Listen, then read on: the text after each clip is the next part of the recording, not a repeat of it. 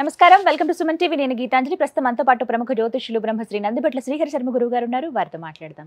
గురుగారు నమస్కారం అండి. వాగర్థావివ సంపృక్తౌ వాగర్థ ప్రతిపత్తయే జగత్పితరౌ వందే పార్వతీ పరమేశ్వరౌ ఆదిత్యాయ చ సోమాయ మంగళాయ బుధాయ చ గురు శుక్ర శనిభ్యశ్చరాహవే కేతవే నమః. శృంగేరి జగద్గురు పీఠాధిపతులకి, కంచి పీఠాధిపతులకి నమస్కారములు తెలియచేసుకుంటూ కార్యక్రమాన్ని ప్రారంభిద్దాం. గురుగారు, ఏంటండి ఈ దారుణాలు? ప్రకృతి వైపరీత్యాలు ఎంత దారుణంగా ఉంటాయో, ఎంతమంది బలైపోతారో మనకి తెలిసిందే. ఏదో ఒక రకంగా ఖచ్చితంగా నష్టం అయితే ఉంటుంది. పరిస్థితులు ఇప్పుడు చూస్తున్నాము. రేపు ఏమో మనకి దగ్గరలో ఉంది షడ్గ్రహ కూటమి. ఇంతకుముందు కొన్ని వీడియోస్ చేశామండి. అందులో మీరు ఒక మాట అన్నారు, ప్రకృతి వైపరీత్యాలు సంభవించేటువంటి అవకాశం కూడా ఉంది అని. అంటే ఇదే ఎఫెక్ట్ అని అనుకోవాలా? అంటే ఇప్పుడు జరుగుతున్నటువంటి పరిస్థితులు, ఈ భూకంపాలు, ఈ దారుణాలు, వీటికి అలాగే సముద్రంలో ఎప్పుడు కనిపించినటువంటి జీవులు బయటికి రావటం కానీ, వీటన్నిటిని జ్యోతిష్య శాస్త్రంతో ఎలా అన్వయించుకోవాలని అంటారు? అన్వయించుకోవచ్చా? అసలు అలా చూడొచ్చా కంపారిజన్లో? మనకు చూసుకుంటేనమ్మా, రేపు సూర్యగ్రహణం. అంటే మన భారతదేశంలో లేకపోయినప్పటికీ అమెరికా సంబంధించినటువంటి రాష్ట్రాల్లో కొన్ని ప్రాంతాలలో ఈ యొక్క సూర్యగ్రహణ ప్రభావం కనబడుతుంది. అలాగే చంద్రగ్రహణ ప్రభావం కూడా అమెరికా రాష్ట్రంలో కనబడింది. కాబట్టి ఒకే నెలలో 2 గ్రహణాలు వచ్చాయి. పైపెచ్చు రేపు రాత్రి 10:32 భారతదేశ కాలమాన ప్రకారం శని భగవానుడు మీనరాశిలోకి ప్రవేశించేసి షట్గ్రహ కూటమి ఏర్పడబోతుంది. దీని ప్రభావము ప్రపంచవ్యాప్తముగా కొన్ని సంఘటనలు చోటు చేసుకుంటాయి. అయితే ఈ యొక్క గ్రహ కలయిక అనేటువంటిది రాశిని బట్టి కొన్ని ఇబ్బందులు అనేటువంటివి మారుతూ ఉంటుంటాయి. మనకు 2019లో డిసెంబర్లో మనకు షట్గ్రహ కూటమి ఏర్పడినప్పుడు అవి సంబంధించినటువంటి గ్రహ ప్రభావం వల్ల కరోనా ఏర్పడడం మనం చూసాం. ఈసారి శుభకరుడైనటువంటి గురువు రాశిలో ఈ సంభవించబోతుంది. అయితే గత వారం 10 రోజుల కిందట అనుకుంటా మనమే ఇంటర్వ్యూ ఈ కార్యక్రమం చేశాం. ఇందులో ఈ ప్రభావం ఉండడం వల్ల అనేక విపత్తులు జరుగుతాయని చెప్పి మనం తెలియచేసుకున్నాం. అయితే ఎంతోమంది మనకు తెలియచేశారు. అయితే మనం ఏంటంటే జ్యోతిష్య శాస్త్ర ప్రకారముగా దీనికి అన్వయించుకున్నాం. అంటే మళ్ళొక్కసారి గుర్తు చేసుకుందాం దానికి సంబంధించినటువంటి. ఎందుకనంటే 6 గ్రహాల కలయిక మీనరాశి, అది జలరాశి. ఈ జలరాశ్యాధిపతి అయినటువంటి గురువు స్థిర రాశిలో అనగా వృషభ రాశిలో సంచారం చేస్తూ చంద్ర నక్షత్రంలో ఉన్నాడు. చంద్రుడు కూడా జలరాశికి సంబంధించినటువంటి అధిపతి. ఇక ఈ సంబంధించినటువంటి కుజుడు స్తంభించి ఉన్నాడు. ఈ కుజుడు స్తంభించి ఉన్నటువంటి రాశి ద్విస్వభావ రాశి. ఉన్నటువంటి కుజుడు ఉన్నటువంటి నక్షత్రము పునర్వసు గురు నక్షత్రం. కాబట్టి మన భారతదేశ కాలమాన ప్రకారము మనం చూసుకున్నట్లయితే ఈ రోజున మధ్యాహ్నం 11:55 బ్యాంకాక్లో, 12:05 మయన్మార్లో, బ్యాంకాక్లో 2 సార్లు భూకంపం, మయన్మార్లో 1 సారి భూకంపం. మన భారతదేశానికి బ్యాంకాక్ అన్ని కూడా దగ్గర ప్రాంతాలు కాబట్టి వీటికి సంబంధించినటువంటి సమయం కొద్దిగా అటు ఇటు ఉన్నప్పటికీ మిథున లగ్నంలోనే ఈ యొక్క భూకంప ప్రభావం ఏర్పడింది. ఎందుకు? కుజుడు స్తంభించి ఉన్నాడు ఇక్కడ ప్రధానముగా. కాబట్టి ఈ కుజ స్తంభన ఉన్నటువంటి సమయంలో ఆ కుజుడు స్తంభించినటువంటి లగ్నమైనటువంటి మిథున లగ్నంలో ఏర్పడుతున్నటువంటి కారణ ప్రభావం చేత మీనరాశి జలతత్వము, గురుడున్నటువంటి రాశి స్థిరము భూతత్వము, కుజుడున్నటువంటి రాశి వాయుతత్వము. కాబట్టి వెరసి జల మరియు భూమి మరియు వాయుతత్వముకి సంబంధించినటువంటి ఇబ్బందులు అనేటువంటివి ఎదురవుతాయి, ప్రకృతి విపత్తులు ఎదురవుతాయి. అందుకనే మీరు గమనించుకుంటే ప్రధానంగా కుజుడు అని అంటే ఏంటమ్మా, శస్త్ర అస్త్ర ఘాతకుడు. శస్త్రాస్త్రాల ప్రభావం వల్ల ఇబ్బందులు ఎదురవుతాయని చెప్పబడుతుంది. మరి ఒక ఇస్లామిక్ దేశంలో అందరూ ప్రార్థన చేసుకుంటే బాంబు దాడి జరిగి దాదాపు 100 మంది దాకా మరణించడం జరిగింది కదమ్మా. అది ఒకటి మనకు కుజతత్వం ద్వారా మనకు బయటపడ్డది. ఇక తరువాత జలతత్వము. అమెరికాలోనే వర్జీనియా రాష్ట్రమా దేంట్లోనమ్మా టోర్నడోలు వచ్చాయి. ఈ టోర్నడోలు వచ్చేసి సమస్త విధముగా ఆస్తి నష్టం బాగా ఊళ్ళే తుడిచిపెట్టుకుపోయాయి. దాదాపు 100 పైచిలుకు మంది జన నష్టం జరిగింది. వాయుతత్వంగా, జలతత్వంగా వాయుతత్వంతో కూడుకున్నదిగా చూడవచ్చు. అలాగే కుజుడు మళ్ళీ అగ్నికి కారకుడు కాబట్టి మనకు రీసెంట్గా చూస్తే సౌత్ కొరియాలో, మరి తర్వాత అమెరికాలోనే ఏదో ప్రాంతంలో అగ్నికీలలు మంటలార్పడానికి ఎన్ని హెలికాప్టర్ల నీళ్లు చల్లాల్సి వచ్చిందో. ఇవన్నీ కూడా ఈ గ్రహణానికి అనగా చంద్రగ్రహణం ఈ ఫాల్గుణ మాసంలోనే ఈ ఫాల్గుణ పౌర్ణమి హోళీ పండుగ రోజున ఏర్పడింది. మరి ప్రపంచవ్యాప్తంగా ఒకే నెలలో 2 గ్రహణాలు ఏర్పడుతున్నప్పుడు అంటే ఇక్కడ ఒకే నెలలో అన్నప్పుడు తీసుకోవాల్సినటువంటిది ఏదో మనం జనవరి, ఫిబ్రవరి, మార్చి కాదమ్మా. మన చెప్పినటువంటి చైత్ర, వైశాఖ, తెలుగు సంస్కృత మాసాలు. కాబట్టి పాల్గొన మాసంలో 2 గ్రహణాలు ఏర్పడుతున్నట్టు కాని చేత మనకు జరగలేదు కదా అని చెప్పేసి మనది కాని దాని గురించి మనము తక్కువ చేసి మాట్లాడుకోకూడదమ్మా. ప్రపంచవ్యాప్తంగా అందరూ మనం ఎలాగో వాళ్ళు అలాగే కదా. జన నష్టం, ప్రాణ నష్టం వాళ్ళకి సమానమే కానీ మనకొక్కళ్ళకి ఎక్కువ కాదు కదా, వాళ్ళకి ఎక్కువే. కాబట్టి ఇదంతా కూడా నష్టం జరుగుతుంది అని చెప్పడానికి శాస్త్రజ్ఞులేమో రీసెర్చ్ ఓరియంటేషన్లో చేస్తారు. మన భారతదేశంలో వేదాంగములలో ఒకటైనటువంటి జ్యోతిష్యము అది కూడా శాస్త్రమే. ఎంతోమంది మహానుభావులు, పరాశరుల వారు, జైమిని వారు, ఇలాంటి వాళ్ళందరూ కూడా, వరాహమిహిరుల వారు, వీళ్ళందరూ కేపీ కృష్ణమూర్తి గారు, ఇలాంటి వాళ్ళందరూ పరిశోధన చేసి మనకు నిరూపణ చేసి ఉన్నారు శాస్త్రాన్ని. కాబట్టి 2 గ్రహాలు, 3 గ్రహాలు, 4, 5, 6, 7, 8 గ్రహాల కలయిక వల్ల 8 గ్రహాల వరకు ఉండేటువంటి కలయికల వల్ల వచ్చేటువంటి విపత్తులని మనకు ముందుగానే తెలియచేయడం జరిగింది.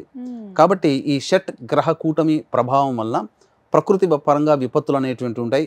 చాలా మటుకు జన నష్టము, ఆస్తి నష్టం జరుగుతుందని మనకు శాస్త్రంలో చెప్పబడింది. ఇదే విషయాన్ని మనం ఇంతకుముందు కార్యక్రమంలో కూడా మనం తెలియచేసుకున్నాం. చెప్పారు వీటి గురించి. గురుగారు, మరి భారతదేశం పైన కూడా ఆ ప్రభావం ఉంటుందన్నారు. ఈశాన్య రాష్ట్రాలని పర్టికులర్గా మీరు చెప్పారు గత వీడియోలో. ఏం జరుగుతుందో అన్నట్టుగా అనుకున్నాం, కానీ ఈ విధంగా సంభవిస్తుందని అయితే అస్సలు ఊహించలేదు. ఇది కూడా షడ్గ్రహ కూటమి ప్రభావమే అనుకోవచ్చా? వాస్తవమేనమ్మా. ఎందుకంటే ఇప్పుడున్నటువంటి ప్రసార మాధ్యమాలలో మరి మనకంటూ ఇప్పటి వరకు చెప్పినటువంటి వాళ్ళలో మనదే ప్రథమం అని చెప్పవచ్చమ్మా. ఎవరు కూడా ఈ భారతదేశంలో ఏ ప్రాంతంలో భారతదేశానికి అంటే ప్రకృతి పరంగా విపత్తులు వస్తాయని అనేక మంది పండితులు చెప్పి ఉన్నారు. కానీ మన భారతదేశంలో కూడా పలానా ప్రాంతంలో ఎఫెక్ట్ అవుతుందని చెప్పినటువంటిది మన ప్రోగ్రాం ద్వారానే అది చెప్పవచ్చు. ఈశాన్య రాష్ట్రాలని ఖచ్చితంగా మెన్షన్ చేశాము. అందులో కూడా రాష్ట్రాల పేర్లు కూడా చెప్పాం. అస్సాం, మేఘాలయ, మణిపుర, త్రిపుర, అలాగే పశ్చిమ బెంగాల్ రాష్ట్రాలని. ఇప్పుడు మణిపూర్లో మనకు ఏర్పడింది దాదాపుగా 5 రిక్టర్ స్కేల్ మీద ఈ రోజున సంభవించింది. ఢిల్లీలో కూడా ప్రకంపనలు వచ్చాయి. మొన్నటికి మొన్న కాశ్మీర్లో కూడా వచ్చాయి. ఈశాన్య రాష్ట్రాల్లో హిమాలయాలు అనగా ఉత్తరాఖండ్ సంబంధించినటువంటి చమేలి జిల్లాలో కూడా 3.2 తీవ్రతగా ఏర్పడింది. కాబట్టి మణిపూర్ అంటే మన భారతదేశానికి మనం బేస్ చేసుకొని మీనరాశిలో ఏర్పడుతున్నటువంటి కాబట్టి ఆ మీనరాశికి సంబంధించినటువంటి రాష్ట్రాలని మనం వెలికి తీసినప్పుడు ఈ రాష్ట్రాలు చెప్పాము. అదే రాష్ట్రంలో ఒకటైనటువంటి మణిపూర్లో ఏర్పడింది. ఈ మణిపూర్కి అతి చేరువలోనే మయన్మార్ ఉందమ్మా. మనకి పక్కనే మళ్ళీ బ్యాంకాక్ కూడా ఉంది. అంటే ఒకప్పుడు మయన్మారు ఇవన్నీ కూడా మన భారతదేశంలో భాగమే. కాకపోతే మహానుభావుడు నెహ్రూ గారు మనకు పనికిరాదు, గడ్డి మొలుస్తుంది తప్ప ఏం చేయని మయన్మార్ని ఇచ్చేసేసాడు. ఆక్సాయి చన్లో ఏం మొలుస్తుంది, ఎడారి, అదంతా మంచు పర్వతం అని చెప్పి చైనాకి కట్టబెట్టాడు. అన్నీ డొనేషన్ చేసుకుంటూ పోయాడు. అవన్నీ మన దేశంలో భాగాలే ఒకప్పుడు. ఇప్పుడు కనుక మన భారతదేశంలో మయన్మార్ ఉంటే అది మన భారతదేశంలో భాగంగానే చెప్పుకునేవాళ్ళం. ఏదో అత్త సొమ్ము అల్లుడు దానం చేసినట్టు చేసేసాడు ఆయన మహానుభావుడు. సరే, ఆయన శకం ముగిసింది, వాళ్ళ తరం ముగిసింది. కాకపోతే మనం బాధపడాల్సినటువంటి అంశం ఏంటంటే చాలామంది చనిపోవడం జరిగింది. భారీ ఆస్తి నష్టం బ్యాంకాక్లో. కానీ ఆ విజువల్స్ చూస్తుంటే చిన్నప్పుడు పేక మేడలుగా పెట్టుకొని ఇలా గాలికి కూలిపోతే ఎలా కూలిపోయాయో సినిమాల్లో చూపించినట్టుగా పేక మేడల్లాగా కూలిపోయాయమ్మా. అదేదో సెట్టింగ్లు వేస్తే చూస్తే అనుకుంటాం, కానీ నిజంగా ఆ పెద్ద పెద్ద ఆకాశ భవనాలన్నీ కూలిపోయాయి. అంటే మన శాస్త్రం ఎంత గొప్పది అంటే ముందుగా జరిగేటువంటి యొక్క విపత్తులని ఈ గ్రహాల కలయిక ప్రభావం వల్ల జరుగుతాయి, జాగ్రత్తగా ఉండండి అని చెప్పి మనకు సందేశం ఇస్తుంది. అందుకనే చాలామంది అందరం కూడా దేవతా ఆరాధన తప్పకుండా చేసుకోవాల్సిందే. అంటే వీటికి ఇంకా పరిహారాల గురించి నేను అడగబోతున్నాను. అంటే మనవంతుగా ఏం చేయాలండి? పరిహారాల విషయంలోకి వచ్చేసేసరికినమ్మా, ఎక్కడైనా కానీ ఏ సమస్యకైనా 2 రకాల పరిష్కారాలు ఉంటాయి. ఇప్పుడు మనకు జబ్బు చేసింది, డాక్టర్ దగ్గరికి పోతాం. డాక్టర్ చేసేటువంటి పని ఆపరేషన్ చేయడం, మందులు ఇవ్వడం. కానీ ఆ మందులు వచ్చిన తర్వాత సమయానికి మందు వేసుకోవడం, అలాగే పథ్యం పాటించడం మన పని. మనం చేసేది ఉంటుంది, డాక్టర్ చేసేది ఉంటుంది. అలాగే ఇటువంటి విపత్తులకి సంబంధించి వచ్చినప్పుడు సమస్యకి ప్రధానంగా 2 రకాల పరిష్కారాలు. ఒకటి మానవ పరిష్కారం, 2 దైవ పరిష్కారం. మానవ పరిష్కారం అంటే మనకు మనంగా చేసుకునేటువంటి పరిహారాలు. దైవ పరిష్కారం అన్నప్పుడు దేవుని యొక్క అనుగ్రహం పొందేటువంటిది. దైవం మంత్రాధీనం, తన్మంత్రం బ్రాహ్మణాధీనం. కాబట్టి బ్రాహ్మణుల ద్వారా మనం చేసుకోగలిగేటువంటిది. ముందుగా మనం చేసుకునేటువంటి పరిహారాల్లో భాగంగా చూసుకున్నట్లయితే ఈ కాలాన్ని శాసించేవాడు కాలభైరవుడు. ఈ కలియుగంలో ప్రధానంగా శీఘ్ర ఫలితాలను ఇచ్చే దేవతలు వినాయకుడు, కాలభైరవుడు, చండీ దేవత. అందుకే కలౌ చండీ వినాయకో కాలభైరవ. ఈ ముగ్గురు దేవతల్ని ప్రధానంగా ఎవరైతే ఆరాధన చేస్తారో ఈ కలి ప్రభావం వల్ల వచ్చే సమస్యలు, ఈది బాధలు, ఇబ్బందులు వాళ్ళ కుటుంబానికి ఉండవు. అందుకనే ప్రతిరోజు కూడా ఉదయము, మధ్యాహ్నము, సాయంత్రము, రాత్రి పడుకునే ముందు ఈ 4 కాలాలలో కాలభైరవాష్టక పారాయణం రోజుకి 3 సార్లు పఠించడం. మన ప్రాంతం రక్షింపబడాలి అంటే ఆ భూవరాహుని యొక్క అనుగ్రహం కావాలి.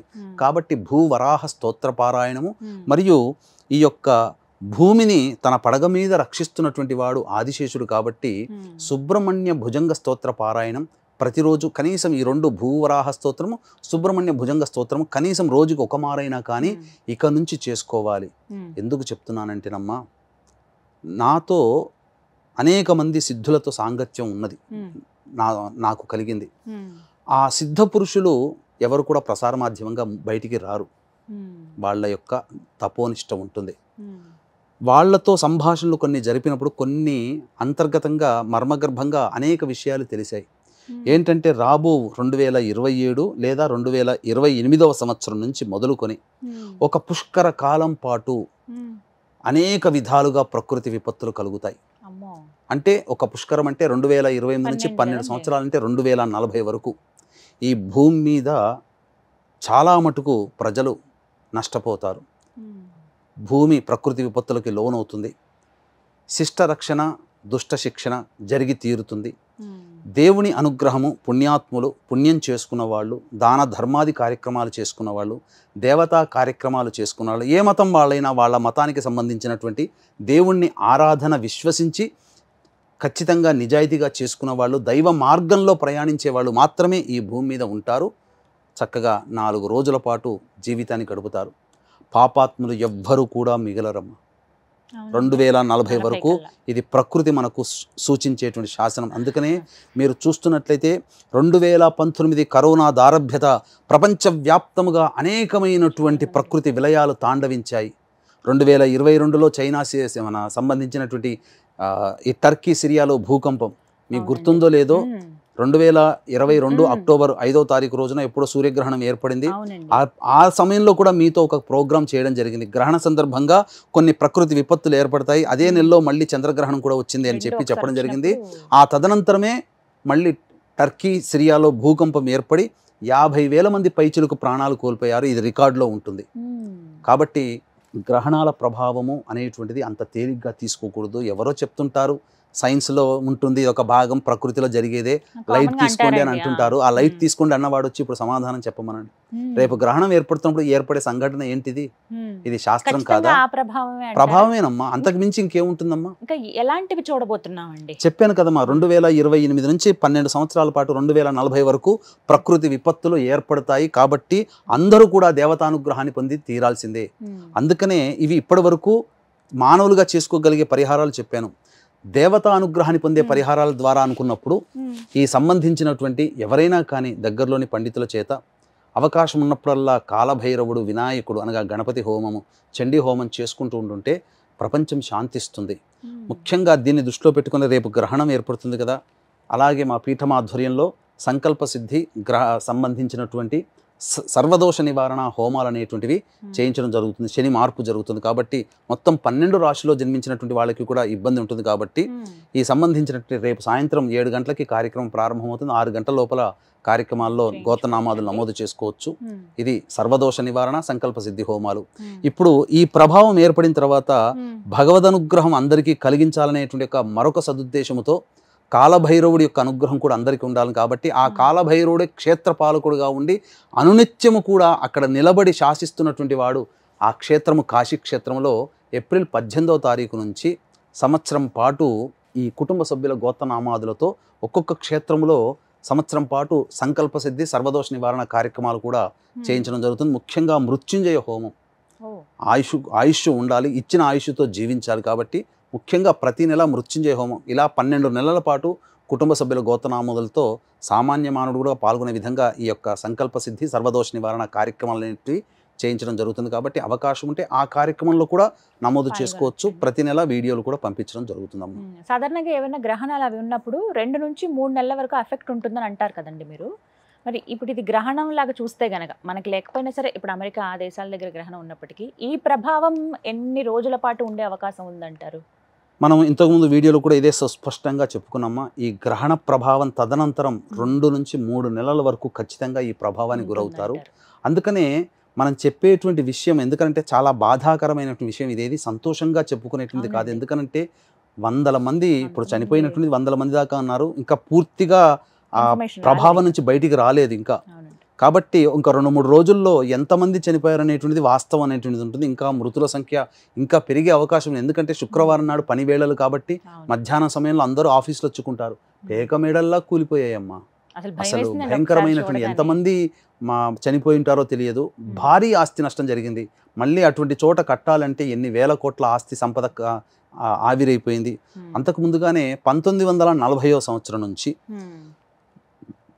ఈ 2025వ సంవత్సరం అంటే 85 సంవత్సరాల పాటు మధ్యకాలంలో ఒకే నెలలో 2 గ్రహణాలు ఏర్పడినప్పుడు ఆ ఒకే నెలలో ఏర్పడినటువంటి గ్రహణాల బేస్ చేసుకొని తదనంతరం 2-3 నెలల కాలంలో కానీ ముందుగా నెల రోజుల్లో కానీ ఎటువంటి మారణ హోమాలు, ఎటువంటి ప్రకృతి విపత్తులు జరిగాయని చెప్పి రీసెర్చ్ కూడా చేసి ఉన్నానమ్మా. కాబట్టి ఆ వివరాలు కూడా, ఎందుకనంటే మీరు ఇంతకుముందు అన్నారు ఈ గ్రహణం ఎఫెక్టే అనుకోవచ్చా అని చెప్పి, కొంతమంది కొట్టి పడేయవచ్చు కాక, కానీ అది కొట్టి పడేయడానికి వీలు లేదు. శాస్త్రం అంటూ ఒకటి ఉంది, మనకు చెప్పింది, చరిత్రని బట్టి ఇది జరిగింది, వాస్తవము గూగుల్లో వెతుక్కున్నా దొరుకుతాయి. డేట్స్తో సహా మనం చెప్తానమ్మా. వీక్షించేటువంటి ప్రేక్షకులు గమనించాలి. 23 ఏప్రిల్ 1948 రోజున 48వ సంవత్సరంలో చంద్రగ్రహణం ఏర్పడింది. 9 మే 1948లో సూర్యగ్రహణం ఏర్పడింది.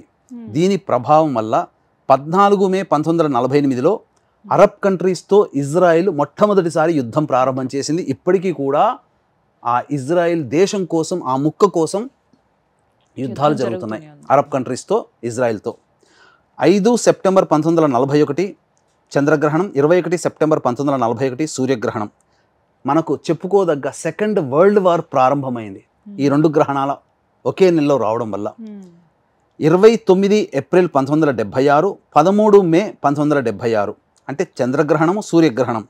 ఇది ఏర్పడడం వల్ల 28 జూలై 1976వ సంవత్సరంలో టంక్షన్, చైనా దేశంలోని ఒక రాష్ట్రం, టంక్షన్ రాష్ట్రంలో ఎర్త్క్వేక్ అనగా భూకంపం సంభవించి, మీరు ఎక్స్పెక్ట్ చేయలేరు, చెబితే ఆశ్చర్యపోతారు, 6,55,000 మందికి పైగా చనిపోయారు. ఇక్కడ ఏప్రిల్, మే అని చెప్తున్నారు, నవంబర్, డిసెంబర్, అక్టోబర్, సెప్టెంబర్ అంటున్నారంటే ఇవి నెలలు ఇంగ్లీష్ కాదు, తెలుగు నెలలు, సంస్కృత నెలల ప్రకారం మనం చెప్పుకునేది.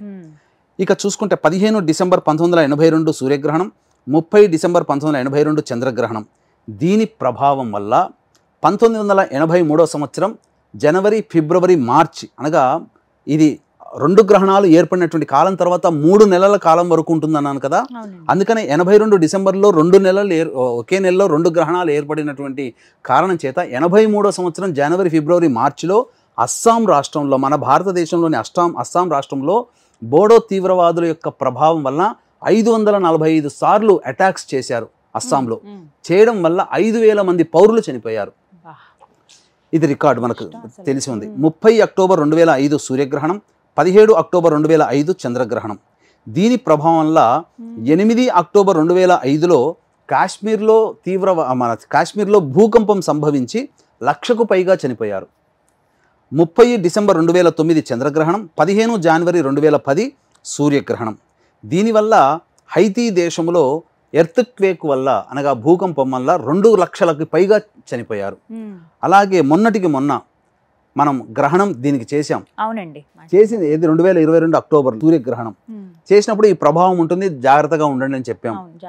అప్పుడు 25 అక్టోబర్ 2022 సూర్యగ్రహణం, 8 నవంబర్ 2022 చంద్రగ్రహణం. దీనివల్ల టర్కీ, సిరియాలో ఇమీడియట్గా 50,000 మంది పైగా భూకంపంలో చనిపోయారమ్మా. 2022లో ఒకే నెలలో 2 గ్రహణాలు ఏర్పడ్డాయి. దాని తర్వాత మళ్ళీ ఇప్పుడు ఒకే నెలలో 2 గ్రహణాలు అనేటువంటివి ఈ సంబంధించినటువంటి పాల్గొన మాసంలో ఏర్పడుతున్నాయి. ఇప్పుడు ప్రకృతి విపత్తులు అనేక దేశాల్లో చూసాం. కాబట్టి ఇకనైనా కానీ మన దాకా రాలేదు, మనం సంతోషంగా అని కాకుండా ప్రపంచవ్యాప్తంగా వచ్చింది. రేపొద్దున మనకి, ఎందుకంటే ఈశాన్య రాష్ట్రాల్లో ఈ ప్రభావం ఉంటుంది, షడ్గ్రహ కూటమి భారతదేశానికి సంబంధించినప్పుడు మన భారతదేశానికి కూడా ఎఫెక్ట్ అయింది. మన భారతదేశం పక్కనే ఉంది, ఎంతో దూరంలో లేవు మయన్మార్, బ్యాంకాక్ దేశాలు. కాబట్టి మనము కూడా ఎఫెక్ట్ అవుతాం. కాబట్టి అందరూ కూడా దీన్ని సీరియస్గా తీసుకొని ఇంట్లో ప్రతినిత్యం కాలభైరవుని యొక్క ఆరాధన చేయండి. కాలాన్ని శాసిస్తాడు, మనల్ని రక్షిస్తాడు. మీకు మీరుగా చేసుకునే పరిహారాలు చేసుకోండి. రేపు ఏప్రిల్ 18వ తారీఖు నుంచి కాశీ క్షేత్రంలో జరిగేటువంటి సంకల్ప సిద్ధి సర్వదోష నివారణ కార్యక్రమాల్లో మీ కుటుంబ సభ్యుల గోత్రనామాలతో సంవత్సరం పాటు ప్రతి నెల కార్యక్రమాలు జరిపించడం జరుగుతుంది. దాని ద్వారా కూడా మీ కుటుంబ సభ్యులకి దేవతా రక్షణ కలుగుతుందని చెప్పవచ్చు. అవకాశం ఉంటే ఆ కార్యక్రమంలో కూడా మీ గోత్రనామాలు నమోదు చేసుకోవచ్చు. ఏదైనా సరే మంచి జరగాలని కోరుకుంటాం, కానీ ఉపద్రవాలు తప్పవు అన్నప్పుడు దైవాన్ని చేరుకోవటమే తప్పనమ్మా. దైవాన్ని ఆరాధన అందుకనే పూర్వకాలంలో రాజులు పరిపాలన చేసేటప్పుడు అనేక విధాలుగా జపాది కార్యక్రమాలు ఇవన్నీ చేయించేవాళ్ళు. కరెక్ట్ అండి. అది అప్పుడు రాజులు పోయారు, రాజ్యాలు పోయాయి, ఇప్పుడు ప్రజలే రాజులు. కాబట్టి ఎవరికి వాళ్ళు వాళ్ళ కుటుంబ రక్షణ కోసం, ఆ కుటుంబ యజమాని ఆ కుటుంబానికి రాజే. కాబట్టి ఆ కుటుంబ రక్షణ కోసం పాటుపడాలి. ఆ పాటుపడి దేవతానుగ్రహాన్ని పొందే ప్రయత్నం చేయకపోతే భవిష్యత్తు అంధకారం అవుతుందని చెప్పారు. ఒక మాట అడుగుతాను, ఎక్కడో ఏదో జరుగుతుందని చెప్తున్నారు, ఇక్కడ మనం దైవాన్ని స్మరించినట్లయితే అది ఎలా ఆపగలుగుతాం, ఇది అసలు ఎలా సాధ్యమని అడిగే వాళ్ళు కూడా ఉంటారు. అందుకేనమ్మా పూర్వకాలంలో రాజులు బ్రాహ్మణులని పోషించారు. బ్రాహ్మణులు చేసేటువంటి కార్యక్రమంలో ప్రధానంగా ఏం తెలుసమ్మా, ఆ పోషణలో భాగంగా చాలామంది అనుకుంటారు ఉత్తగా కూర్చొని హాయిగా భుజించారు, హాయిగా ఉన్నారు బ్రాహ్మణులు, ఏ పని పాట లేకుండా అంటారు. వాళ్ళు దేశాన్ని కాదు ప్రపంచాన్ని రక్షించారు ఇక్కడ. ఎందుకనంటే వాళ్ళు నిత్యము అనుష్ఠానం చేసి వాళ్ళు చేసినటువంటి జపంలో దశాంశము ఈ భూమి క్షేమంగా ఉండాలని ఆ ధారాదత్తం చేశారు వారి యొక్క జప ఫలితాన్ని. కాబట్టి ఎన్ని ప్రకృతి విలయాలు వచ్చినా కానీ జననష్టం జరగకుండా కాపాడుకుంటూ వచ్చారు రాజ్యాలు, రాజులు. కానీ ఇప్పుడు బ్రాహ్మణులు అనేటువంటి వాళ్ళు, ఇంకా వీక్షించేటువంటి ప్రేక్షకుల్లో బ్రాహ్మణులు వైదిక కుటుంబంలో ఉన్నవాళ్ళు ఉంటే కనుక చేతులెత్తి నమస్కారం చేస్తున్నాను.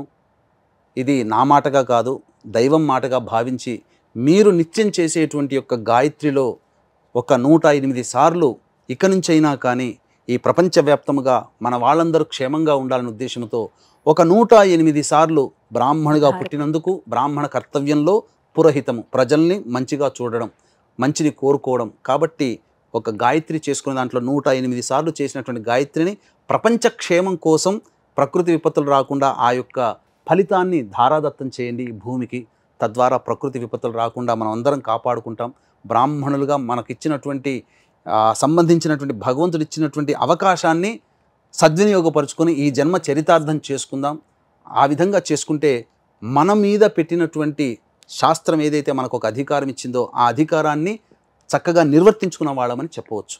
వివరించారు గురుగారు, ధన్యవాదాలండి. సర్వం శ్రీ ఉమామహేశ్వర పరబ్రహ్మార్పణమస్తు.